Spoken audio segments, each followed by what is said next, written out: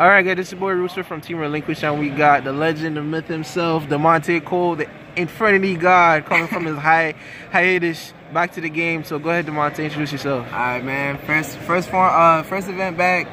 This format's crazy. Y'all should see the results. It's gonna be a bunch of decks. So this is my mid-season deck. This is probably not as consistent as it was when we had Zoo, but of course y'all know it's Infinity. But I'm gonna get straight into it. I'll explain the cards as I go along. Alright. So we got the starter cards, 3 Grepher. To go with 3 Grepher, we have 3 Armageddonite.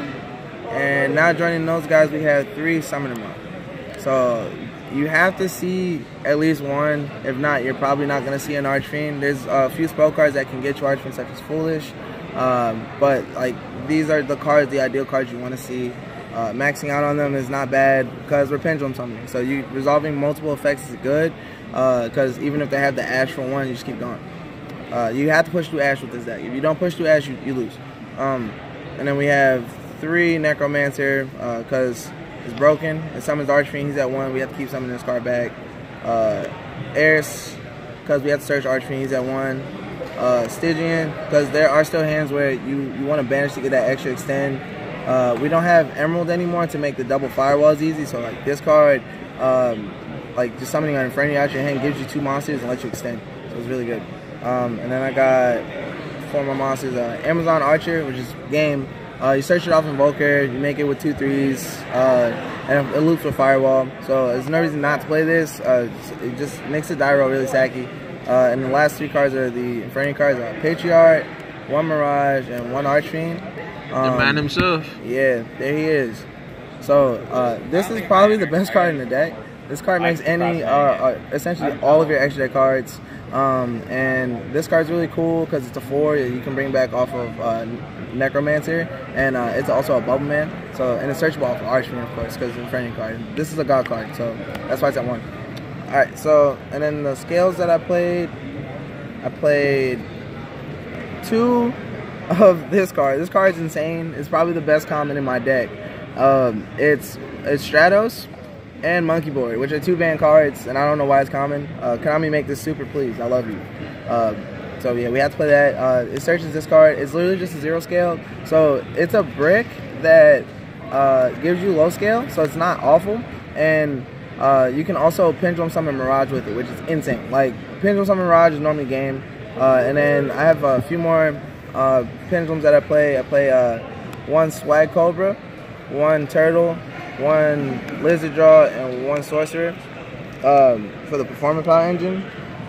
Drawing one of these doesn't necessarily cut it off because these 2 are reptiles, so you can. I'm sorry, these 2 are reptiles, so you can search it off King of the Feral Imps, which is pretty much the Brawl Bull that we play now. And I'm also I play some spell cards that go along with these cards too, so that way we can get to them faster. And then let's get into the spells then. So we have 3 Allure of Darkness. Drawing 2 is like, you want to see as many cards as possible. As I was explaining before about seeing the Warriors, you just have to see your cards. Terraforming, because we still can play it. And field spells are broken. I'll show you some of them when I play it later. Land for Men. Yeah, Land for Men. It's my man's. And then we got double Dragon Shrine to send the Dark Realm God to the grave. If you control no monsters, you can summon him. So this card's really good, and it'll only get better at the next set. And then the card to get the Performance Power combo is Pendulum Rising. Literally just turns Armageddonite or Monk or any of the starter cards into Sorcerer, and then you get scales. You can potentially draw 2 off of the Pot of Greed combo. So it just advances your game state to where you need it to be. And then lots of 1-ofs. I play 1 Rhoda, 1 Foolish, Soul Charge, 1 Launcher. And then the 2 field spells that I play are Dragon's Ravine and 1 Black Garden.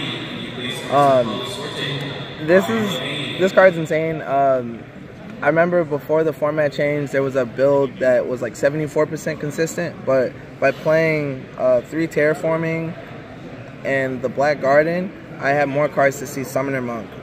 Essentially, like more Monk combos because this card can special summon a monster from my graveyard equal to the attack of all the destroyed plant monsters. So Monk's 800 attack and Black Garden's tokens are 800 attack. And then you can send it off of Armageddon Knight. So it's pretty free. Like, it makes Terraforming Warrior spell card game, which is a bunch of blanks, which is not fair. I like winning off the general cards. Alright. So that's the main deck. And then the extra deck, I kind of don't even want to show a side deck because this format is over. Like, this format is baby, bro. It's a 2-week format. But we got King Lefrel Imps. He's really good. Cowboy, because we're branding people, is like, it just makes it shorter, so less resources is good. Diamond Dyer, because like he pops cards, he triggers Firewall. He still kind of like negates Solemn Warning if they have it or Strike. And yeah, he also like doesn't block your extra deck zone, which is relevant. Play the Lightning package to out the big ass Crystal Wings and Light and Masterpieces. And then I play one Invoker to search the Archer out of my deck, and one Levier just in case if I play against Trickstars and then like Reincarnation, or someone's playing like Deity Crow or something. I always have a way to get my cards back. And then the best cards, the Link monsters. This is the best card in the game, Firewall Dragon. If you're not making the best card in the game, your deck sucks. Learn how to make this card. I'm not saying anything else about this card. Read it. Then we're playing 3 Proxy Dragon because it's generic. It's not bad. It's more so like a middle card. Without this card, the Emerald hit would have been a lot harder. But I think with us getting more Link monsters, this card we'll probably be playing less of because we'll probably need the room. And then I played 1 Decoy Talker and 1 Gaia Saber because he points up to co-link with Firewall and diagonals if you can link summon before you pendulum to bring back 2, which is insane. And this one points sideways so that way you can make the Emerald for later. The Invoker. Sorry. So yeah. So that is the deck.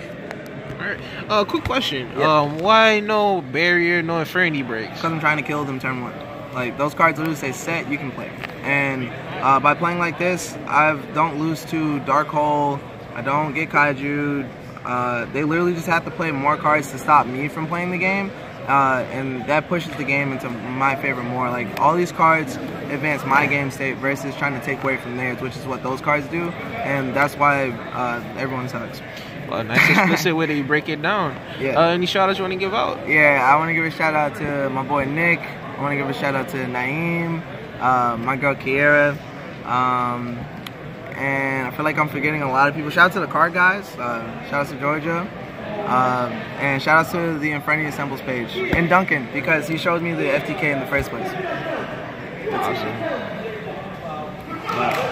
Alright. Alright then, thanks again, DeMonte. Anytime, Your boy bro. Rouge signing off. Till next time.